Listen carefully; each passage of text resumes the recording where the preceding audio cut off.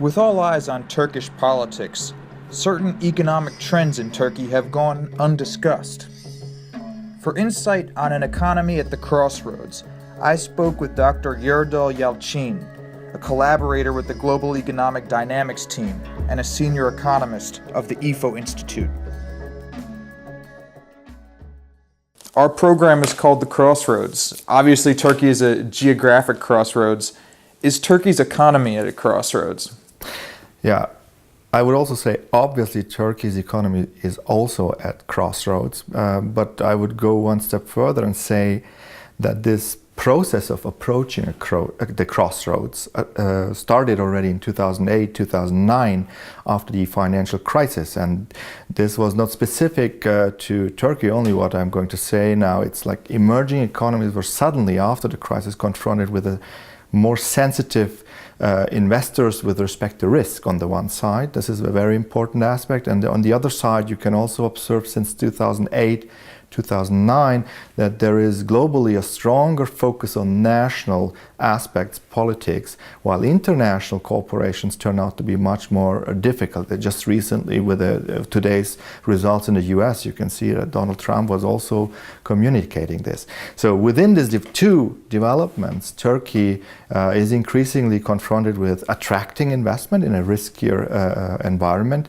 And on the other hand, you can also say that politically, not only because of Turkey's internal aspects, but also because of this national orientation within the European Union, due to the problems which appeared after the financial crisis, the orientation is hard to identify. Where is Turkey heading towards?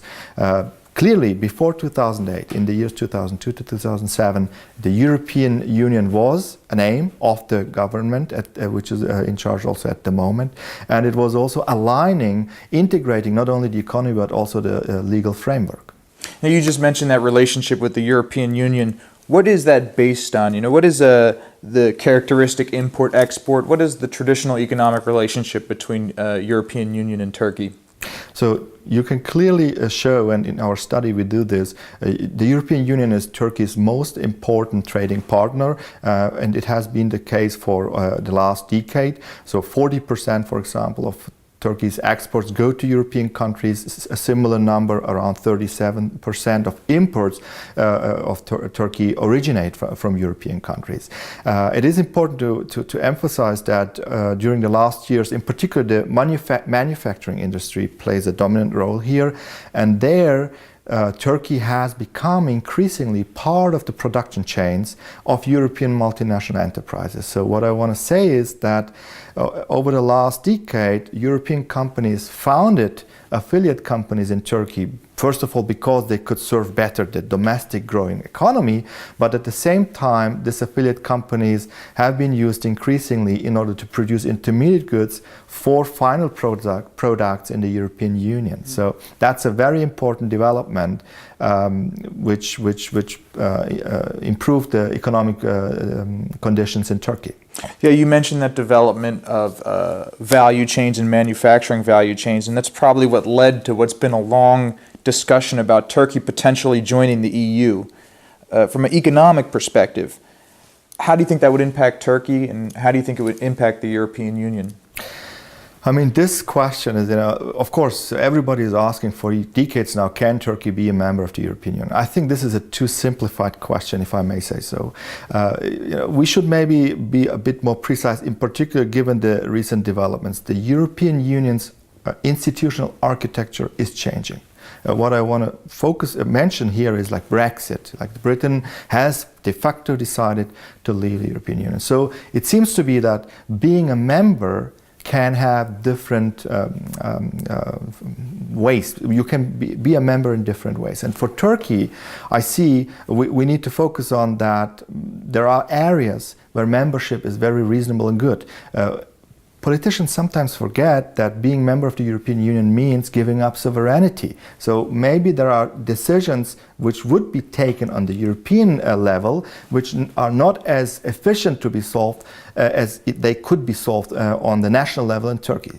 So I see a membership of Turkey in the European Union as crucial, in that way that in areas where membership makes sense, For example, deepening the customs union, improving the investment environment. That makes sense. But then there are areas like in labor regulations, environmental regulations, where Turkey itself should ask whether this is the right time, because maybe the developments in the Turkey's economy are not as progressed in order to comply in real terms, not on the paper. I'm talking here about the environmental regulations and labor regulations, which can be not met, and suddenly you would create de facto a membership, but from an economic point of view, it would be not very efficient.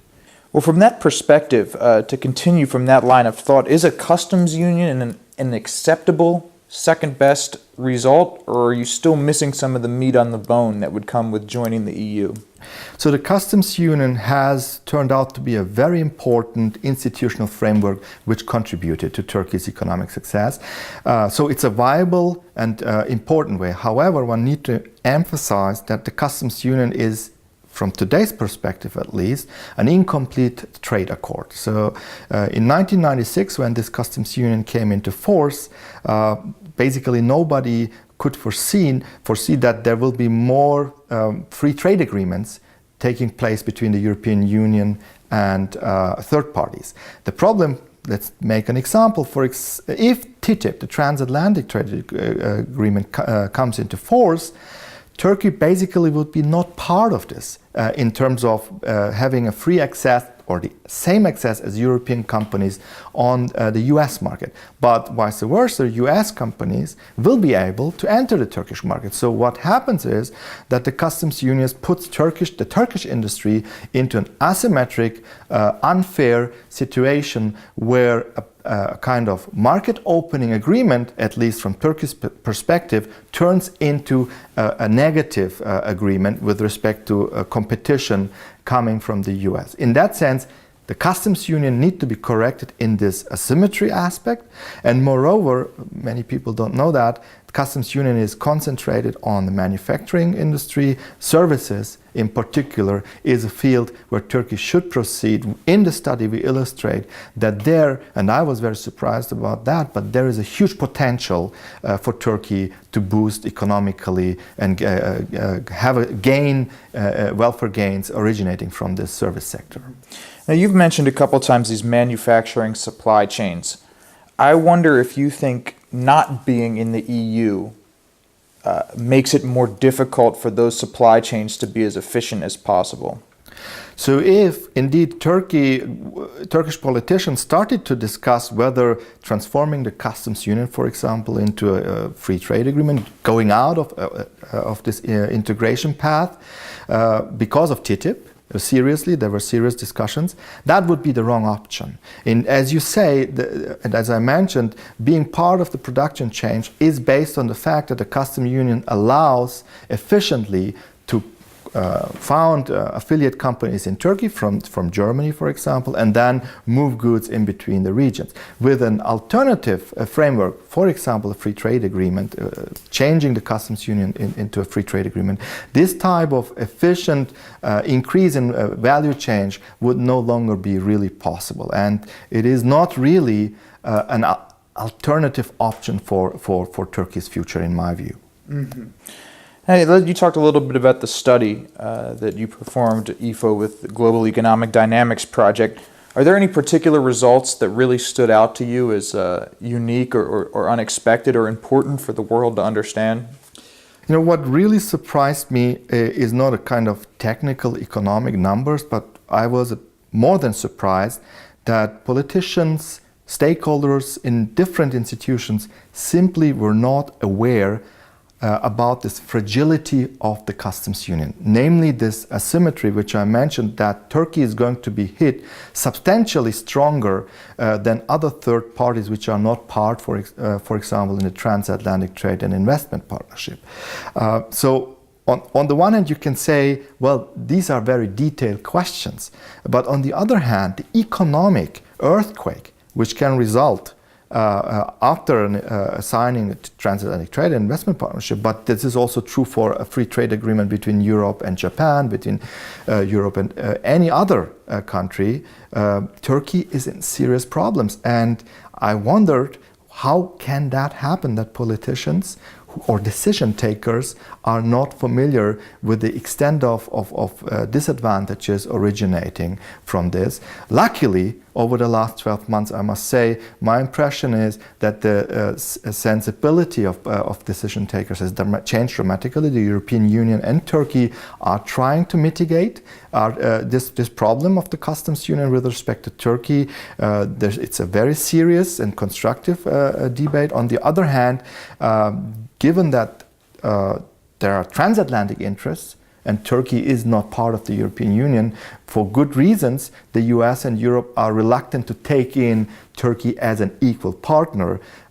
So it's not clear what the solution looks like, but I'm at least optimistic that the European Union is trying to find a way, and one option is, once TTIP, whatever the outcome will be, is signed, both the EU and the US are willed to open a door for Turkey. Mm-hmm.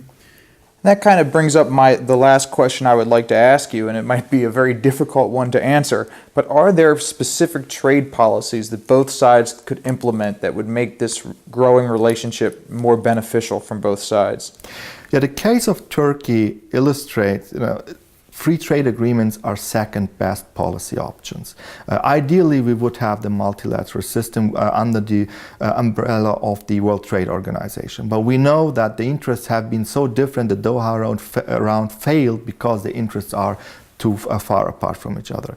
However, given this deep integration of Turkey already into the European economy, so one viable option would be deepening the customs union with the European Union, which already brings in a boost in the economy, and at the same time eliminating the asymmetry with the US economy. That would basically mean that Turkey is, in the midterm, part of the Transatlantic Trade and Investment Partnership, and moreover, in the future, the European Union should include the passes into its customs union agreements that members like Turkey should be automatically part of any third-party agreement. Similar problems will arise in case of Norway, in case of Switzerland. So it is not only a Turkey-specific problem, but Turkey with a membership in the customs union, it's an outstanding example. And hopefully, I want to phrase it this way. It looks like a trade policy problem, but trade policy comes along with bigger general political problems if one doesn't take care of it. There you have it, Dr. Yalcin. Thank you so much for speaking with us. Thank you.